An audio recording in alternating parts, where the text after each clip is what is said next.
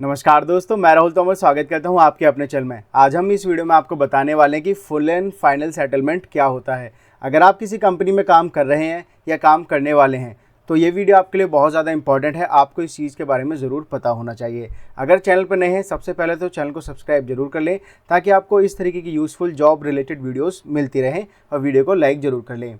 आइए बिना time waste करे आपको बताते हैं कि फुल एंड फाइनल सेटलमेंट आखिर जॉब में होता क्या है।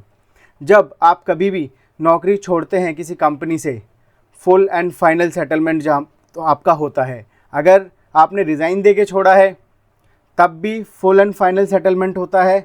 अगर कंपनी ने आपको टर्मिनेट किया है किसी रीज़न की वजह से तब भी फुल एंड फाइनल सेटलमेंट वहाँ पर होता है।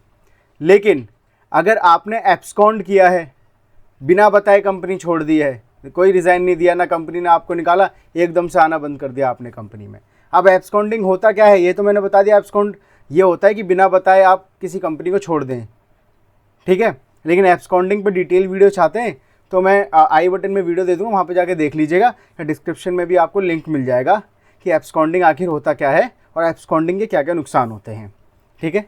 तो अगर आपने रिज़ाइन दे के छोड़ा या कंपनी ने आपको टर्मिनेट किया तो फुल एंड फाइनल सेटलमेंट किया जाता है कंपनी की तरफ से, जो कि हर कंपनी में अलग है। कोई कंपनी 30 दिन के बाद प्रोवाइड कर देती है जब आप नौकरी छोड़ते हैं, या कोई कंपनी 45 दिन के बाद आपको प्रोवाइड करती है।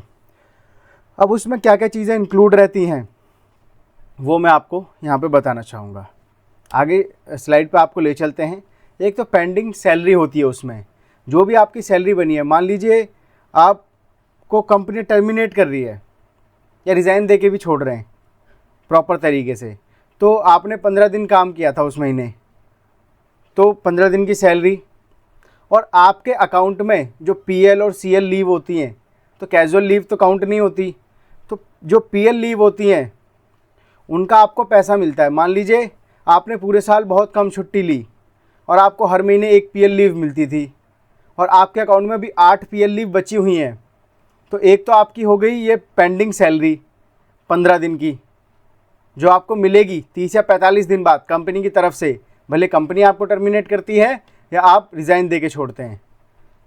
तो पेंडिंग सैलरी और पीएल लीव, मान लीजिए 10 लीव पड़ी हैं आपके अकाउंट में, और आपकी जो बेसिक सैलरी है उसका पर डे के हिसाब से कितना अमाउंट आता है।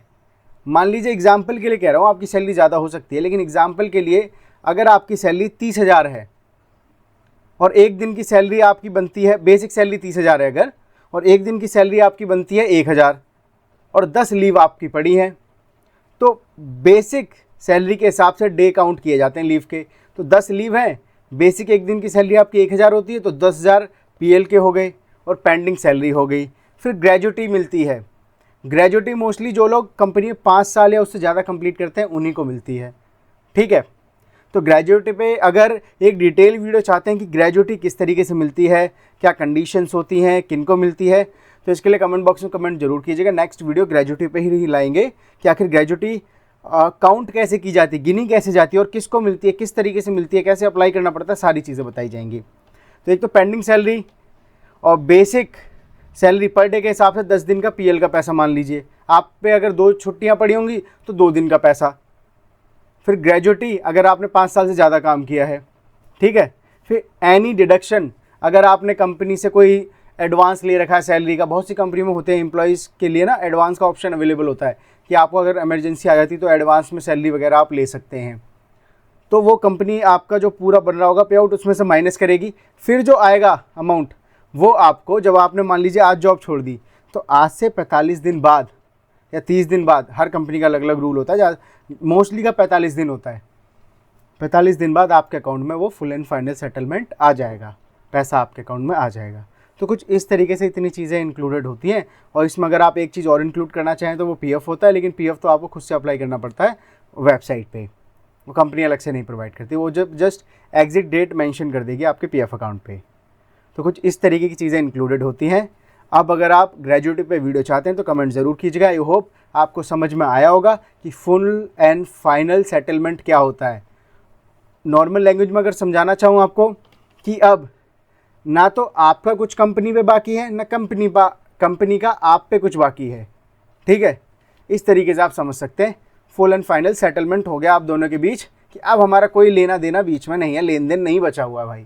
ठीक है, इस तरीके से। तो आई होप आपको फुल एंड फाइनल सेटलमेंट के बारे में पूरी क्लियरिटी मिल गई होगी, जिसे हम शॉर्ट फॉर्म में, अगर आपने किसी से सुना होगा, FNF भी कहते हैं।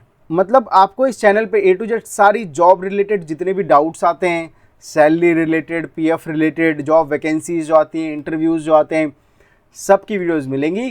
तो मेक श्योर चैनल को सब्सक्राइब जरूर कर लें। वीडियो थोड़ी सी भी पसंद आई है तो वीडियो को लाइक करना, चैनल को सब्सक्राइब करना बिल्कुल न भूलें। मिलते हैं किसी नई वीडियो में, तब तक के लिए जय हिंद दोस्तों।